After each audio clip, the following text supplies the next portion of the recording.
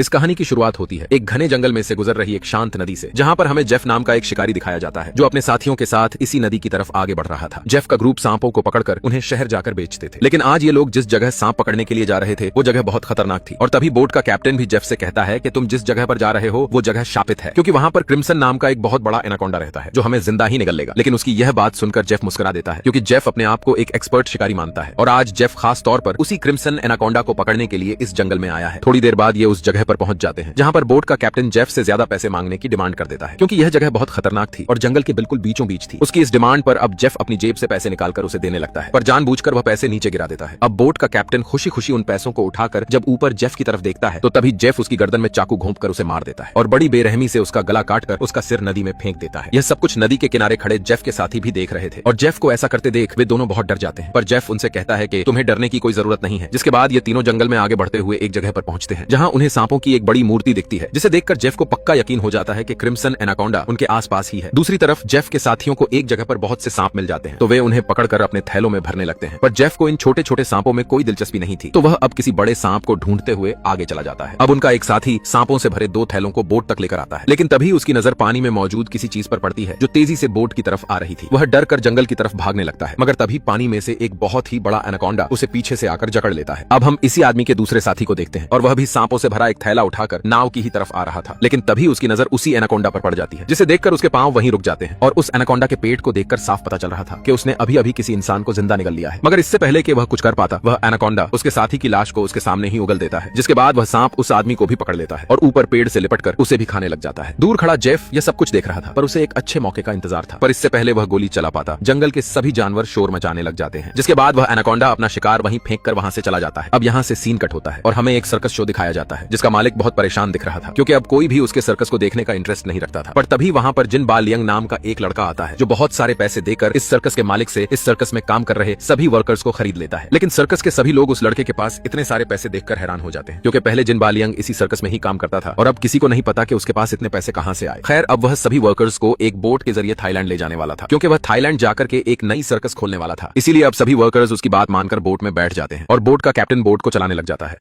अब रात के समय जिन बालियंग बाथरूम में छुपकर किसी को कॉल करके उसे बताता है कि डिलीवरी तैयार है और जल्द ही मैं इन लोगों को लेकर तुम्हारे पास पहुंच जाऊंगा, जिससे हमें पता चलता है कि जिन बालियंग बोट में मौजूद लोगों के साथ कुछ तो गलत करने वाला है। अब कुछ दूर आगे पहुंचने पर यह देखते हैं कि आगे का रास्ता बंद है, जिसे देखकर बोट का कैप्टन कहता है कि मुझे थाईलैंड जाने वाला एक दूसरा रास्ता पता है, पर उस रास्ते से हमें थाईलैंड जाने में 2 दिन का समय लग जाएगा। लेकिन जिन बालियांग ऐसा करना नहीं चाहता था, क्योंकि वहां पर उसका एक शो था जिसके पैसे उसने पहले से ही ले रखे थे। इसीलिए अब ये इसी रास्ते को साफ करने का फैसला करते हैं, जिसके लिए ये ढेर सारे डायनामाइट्स वहां पर लगाकर उस रास्ते को बॉम्ब से उड़ा देते हैं। मगर इस धमाके से बहुत सारे सांप जिन्होंने वहां पर पनाह ले रखी थी उड़कर इनकी बोट पर आ गिरते हैं, जो धीरे धीरे बोट पर मौजूद लोगों को डसने लगते हैं। लेकिन यहाँ पर एक लड़की पाइप के तेज प्रेशर वाले पानी के जरिए उन सांपों को बोट से नीचे नदी में फेंकने लग जाती है, जबकि जिन बालियंग उन सांपों से बचने के लिए बाथरूम में छुप जाता है। पर तभी अचानक से बाथरूम की छत टूट जाती है और बहुत से सांप जिन बालियंग के ऊपर गिर जाते हैं, जिससे बचने के लिए वह नीचे नदी में कूद जाता है और तैरते हुए किनारे तक पहुंच जाता है। लेकिन वहां पर भी उसका सामना एक किंग कोबरा से हो जाता है, पर इससे पहले कि वह उसे डस पाता, एक अनजान आदमी उसे अपने पैर से आकर कुचल देता है। वह आदमी कोई और नहीं बल्कि जेफ ही था, जो कहानी के शुरू में हमें दिखाया गया था। अब जेफ ने जिनी की जान बचाई थी, तो इसके लिए जिनी उसे अपनी बोट पर ले आता है, जहां जेफ सबसे झूठ बोलते हुए कहता है कि वह एक मछुआरा है और वह इस जंगल में भटक गया है। लेकिन तभी वहां मौजूद एक आदमी के कान में तेज दर्द होना शुरू हो जाता है, तो जेफ उसके पास जाकर जब उसके कान में देखता है तो उसे समझ आ जाता है कि इसे दर्द क्यों हो रहा है। जिसके बाद जेफ अपना चाकू निकालकर उससे अपनी उंगली पर एक छोटा सा कट लगाता है और जैसे ही उसे उस आदमी के कान के पास ले जाता है तो उसके कान में से एक पतला सा सांप जेफ की उंगली को काटते हुए बाहर आ जाता है। लेकिन उस सांप के काटने से जेफ को कुछ भी नहीं होता और वह उसे पानी में फेंक देता है, जिसे देखकर वहां मौजूद लेनी नाम की लड़की हैरान हो जाती है कि जेफ पर उस सांप का असर आखिर क्यों नहीं हुआ, जिसके बारे में वह जिन्नी से भी बात करती है। पर जिन्नी उससे कहता है कि हमें बस उसका शुक्रिया अदा करना चाहिए कि उसने आकर हमारी जान बचाई। अब रात के समय जेफ कैप्टन को कुछ पैसों का लालच देकर उसे एक नक्शा दिखाकर उसे वहां चलने के लिए कन्विंस करने की कोशिश करता है, पर कैप्टन नक्शे में उस जगह के बारे में देखते ही मना कर देता है, क्योंकि कैप्टन भी जानता था कि वह जगह जंगल के सबसे बड़े एनाकोंडा का घर है। जिसके बाद जेफ वहां से चला जाता है और कैप्टन भी मछलियां पकड़ने में बिजी हो जाता है, पर तभी कोई पीछे से आकर कैप्टन को उस नदी में फेंक देता है, जो किसी और का नहीं बल्कि जेफ ही का काम था। और जब लिनी जेफ से कैप्टन के बारे में पूछती है तो जेफ कहता है कि मुझे उसके बारे में कुछ नहीं पता। अब उनकी इसी बातचीत के दौरान अचानक से जंगली पंछी जोर जोर से चहचहाना शुरू कर देते हैं, जिसे सुनते हुए सभी बोट से बाहर आ जाते हैं। लेकिन जेफ खुश होने लग जाता है क्योंकि उसे पता था कि अब क्या होने वाला है। और तभी हम नदी के पानी में एक बहुत बड़े एनाकोंडा को देखते हैं जो अब जेफ के लगाए हुए जाल की ही तरफ आ रहा था। और जैसे ही एनाकोंडा अपने शिकार के करीब आता है तो जेफ रस्सी को खींचने लग जाता है, जिससे वह एनाकोंडा उछलकर नदी से बाहर आने लगता है। पर जेफ रस्सी खींचने के चक्कर में बोट से नीचे गिर जाता है, जिसके बाद वह एनाकोंडा से बचते हुए वहां पर मौजूद एक छोटी नाव पर चढ़ जाता है। और अब वह इसी नाव पर खड़ा होकर एक नुकीले उपकरण से उस एनाकोंडा पर वार करता है, पर इससे वह एनाकोंडा जेफ को उसकी नाव के साथ ही जकड़ लेता है और पानी में गायब हो जाता है। और अब बोट पर मौजूद सभी लोग यह सब कुछ देखकर मान जाते हैं कि जेफ को इस एनाकोंडा ने मार दिया है। लेकिन अगले ही पल जेफ बोट के पीछे वाले रास्ते से निकलकर उस एनाकोंडा को देखने लग जाता है, पर उसे नहीं पता कि अब एनाकोंडा पानी में नहीं बल्कि उसके पीछे है। अब बोट पर सभी लोग उस एनाकोंडा से बचकर इधर उधर भागने लग जाते हैं, मगर एनाकोंडा अब एक कमरे में मौजूद 2 लोगों को मारने पहुंच जाता है। पर तभी पीछे से आकर जेफ दोबारा उस पर वार कर देता है, जिससे अब वह एनाकोंडा जेफ के पीछे पड़ जाता है और उसे ढूंढते हुए बोट के अंदर घुस आता है, जहां एक जगह पर जिनी एक लड़की के साथ छुपा हुआ था। पर एनाकोंडा उन्हें देख नहीं पाता और उनके ऊपर से रेंगते हुए खिड़की से बाहर निकल जाता है। पर आगे उसकी नजर बाथरूम में छुपे एक बच्चे और एक आदमी पर पड़ जाती है और वह उन पर हमला करने लग जाता है। पर वह दोनों वहां से भागकर जिनी के पास पहुंच जाते हैं और जैसे ही वह एनाकोंडा जिनी पर हमला करता है तो मोटा आदमी उसके सर में एक मटका डाल देता है, जिससे वह एनाकोंडा पागलों की तरह इधर उधर अपने आप को पटकना शुरू कर देता है। जिस दौरान वहां पर पड़ा पेट्रोल का डिब्बा गिर जाता है और पेट्रोल पूरी बोट में फैल जाता है। जबकि एनाकोंडा जैसे ही उस मटके को तोड़कर उससे आजाद होता है तो पीछे से जेफ उसे रस्सी का फंदा डालकर पकड़ लेता है, मगर तभी नीचे गिरे पेट्रोल में आग लग जाती है जो धीरे धीरे बोट में पड़े डायनामाइट्स तक पहुंच जाती है और बोट में एक ब्लास्ट हो जाता है। मगर अब तक सभी लोग बोट से कूदकर अपनी जान बचाकर किनारे तक पहुंच चुके थे, मगर वह एनाकोंडा को जेफ ने एक रस्सी से बांध दिया था, इसीलिए वह भाग नहीं पाता। इसी बीच टीना को एक खतरनाक कीड़े ने काट लिया जो जानलेवा था। उसे देखकर जेफ ने कहा, मेरे पास इसका इलाज तो है, लेकिन इसके लिए मेरे जहाज तक जाना होगा। अगर तुम सब मेरी मदद करो तो मैं इस मैप की मदद से तुम्हें 2 दिन में थाईलैंड पहुंचा दूंगा। मजबूरी में सबने जेफ की मदद करने का फैसला किया और अब ये अपना सफर शुरू करते हैं। कुछ देर चलने के बाद ये एक जगह थोड़ी देर के लिए आराम करते हैं। तभी टीना ने पानी पीने के लिए हाथ आगे बढ़ाया। जेफ ने उसे रोकते हुए कहा, इस पानी को मत पीना, इसमें खतरनाक कीड़े हैं जो इंसान के शरीर में घुस जाते हैं और इतनी असहनीय प्यास पैदा करते हैं कि वह खुद को पानी में डुबोकर तड़प तड़प कर मर जाता है। फिर जेफ एक बिल में अपना हाथ डालता है और उसके हाथ पर एक सांप काट लेता है। जेफ हाथ को बाहर निकालता है और कहता है, खाने का तो इंतजाम हो गया, अब सब लोग सांपों को पकाकर बड़े मजे से खाते हैं। इसी बीच एक एनाकोंडा पेड़ से रेंगता हुआ नीचे आता है और एक लड़के को दबोच लेता है। ये देखकर टीना और एक आदमी उसे बचाने के लिए उसको पकड़कर अपनी तरफ खींचते हैं, पर एनाकोंडा उन पर भारी पड़ रहा था। लेकिन तभी जेफ ने नुकीली लकड़ी से एनाकोंडा पर वार किया। दर्द में तड़पता हुआ एनाकोंडा बच्चे को छोड़ देता है और इस तरह उस बच्चे की जान बच जाती है। फिर रात को सब लोग एक गुफा में ठहरे। जेफ उन्हें बताता है, एनाकोंडा मुझे मारने ही वाला था कि मैंने खुद को लकड़ी के कंटेनर में बंद कर लिया और बाद में जब तुम लोगों ने बम से कंटेनर को फोड़ा तब मैं बाहर निकल आया। जिनी जेफ से पूछता है, क्या तुम इसी एनाकोंडा को पकड़ना चाहते हो? जेफ कहता है, हाँ, ये म्यूटेटेड एनाकोंडा है जिसे एनाकोंडास का राजा कहा जाता है। अगर हम इसे पकड़ने में कामयाब हो गए तो हमें बहुत सारा पैसा मिलेगा। अब ऐसे ही रात गुजर जाती है और अगली सुबह सब लोग चलना शुरू करते हैं। चलते चलते एक ऐसा वक्त आता है कि उन्हें नदी में उतरना पड़ता है। नदी में चलते हुए एक आदमी पानी की तरफ इशारा करता है। एक एनाकोंडा उन्हें घेर चुका था। तभी एक आदमी डर के मारे कुछ पढ़ने लगता है और एक एनाकोंडा अचानक उसे पीछे से पकड़कर मार देता है और फिर एनाकोंडा उसका शरीर लेकर पानी में गायब हो जाता है। सब लोग अपनी जान बचाते हुए वहां से निकल जाते हैं। थोड़ी देर बाद सब लोग जेफ के जहाज तक पहुंचते हैं और फिर जेफ उसे दबा देता है। फिर वह कहता है, अब तुम भी अपना वादा निभाओ और मेरी मदद करो। ये सुनकर छोटा साथी बोलता है, अगर तुम्हारी मदद उस एनाकोंडा से जुड़ी है तो हम कोई मदद नहीं कर सकते। तभी जेफ बंदूक निकालता है और जिनी भी चाकू दिखाकर जेफ का साथ देता है क्योंकि वह भी उस एनाकोंडा को पकड़कर बहुत सारा पैसा लेना चाहता था। तभी लिली कहती है, तुम सब पागल हो, इतने बड़े एनाकोंडा को पकड़ना मुमकिन नहीं है। जेफ कहता है, खाने का जाल बिछाकर उसे पकड़ा जा सकता है।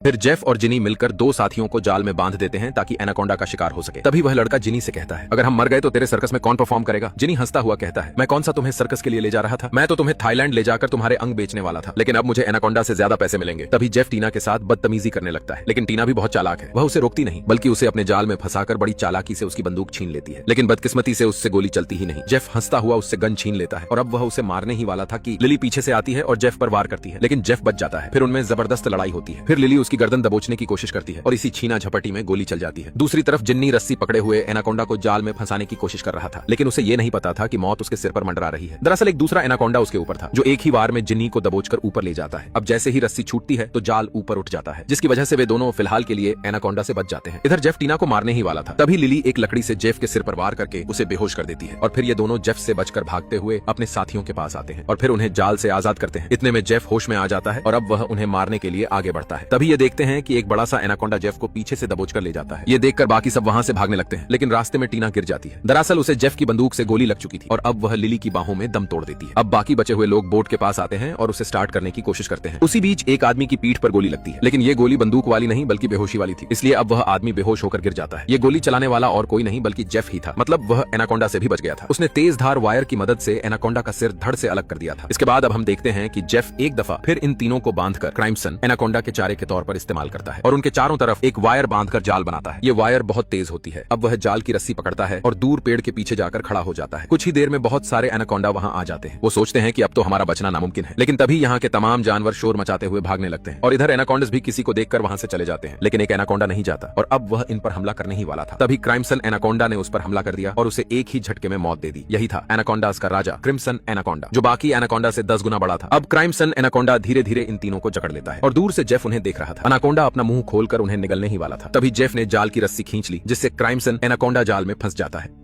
अब एनाकोंडा इस जाल से छूटने के लिए छटपटाता है और इधर जेफ क्रिम्सन एनाकोंडा को पकड़ने की पूरी कोशिश करता है, लेकिन उसे संभालना बहुत मुश्किल था और अब वह जाल को फाड़कर जंगल की तरफ भागने लगता है। लेकिन रस्सी जेफ के हाथ में थी। वह उसे पकड़ने की कोशिश करता है, लेकिन जेफ उसका मुकाबला नहीं कर सकता था। एनाकोंडा को पकड़ने के चक्कर में पागल जेफ खुद को पेड़ों के बीचों बीच फंसा लेता है। मौके का फायदा उठाते हुए क्राइमसन एनाकोंडा उसे दबोच लेता है और वो तीनों अपनी आंखों से यह नजारा देख रहे थे। वो वहां से भाग भी नहीं सकते थे क्योंकि अभी भी वो जाल में फंसे हुए थे। लेकिन छोटा साथी अपने दांतों से रस्सी को काटने की कोशिश कर रहा था, जिस वजह से अब उसके दांतों से खून निकलने लगता है। लेकिन वो हार नहीं मानता और वह इस जाल को तोड़ने में कामयाब हो जाता है। अब ये तीनों अपनी जान बचाकर यहाँ से भागते हैं। उधर क्रिम्सन एनाकोंडा जेफ को पूरी तरह निगलने के बाद इन तीनों की तलाश में था और ये तीनों लकड़ी के कंटेनर के पास छुपे थे। बच्चा अपनी जान की और ज्यादा सेफ्टी के लिए अंदर चला जाता है, लेकिन एनाकोंडा पहले से उसे देख चुका था। अब वह उसके पीछे पीछे अंदर जाता है और बच्चा डरते हुए कंटेनर की दूसरी तरफ जाता है, लेकिन आगे रास्ता बंद था और पीछे से एनाकोंडा तेजी से इसी की तरफ बढ़ रहा था। इससे पहले कि वह इस बच्चे को निगल लेता, उसका साथी कंटेनर का दूसरा रास्ता खोल देता है, जिससे बच्चा बच जाता है। अब ये सब बचते हुए आगे बढ़ते हैं और जंगल के उस हिस्से में आ जाते हैं जहाँ जेफ ने तेज धार वाली वायर का जाल लगाया हुआ था। अब जैसे ही एनाकोंडा इन पर हमला करने के लिए आगे बढ़ता है, उसका सिर 2 हिस्सों में कट जाता है, जिससे इनकी जान बच जाती है। लेकिन खतरा अभी टला नहीं था। लिली ये बात जानती थी कि जंगल में और भी बहुत सारे एनाकोंडा हैं, इसलिए वो जल्द से जल्द यहाँ से निकल जाते हैं। फिल्म के आखिर में हम फिर से क्राइजम एनाकोंडा को देखते हैं, जो अभी तक मरा नहीं था। जैसा पहले जेफ ने कहा था, वह एक म्यूटेटेड एनाकोंडा है। बाकी सब एनाकोंडा को मारा जा सकता है, लेकिन क्रिम्सन एनाकोंडा को कभी नहीं मारा जा सकता। उम्मीद है आपको कहानी पसंद आई होगी। मिलते हैं अगली वीडियो में। शुक्रिया।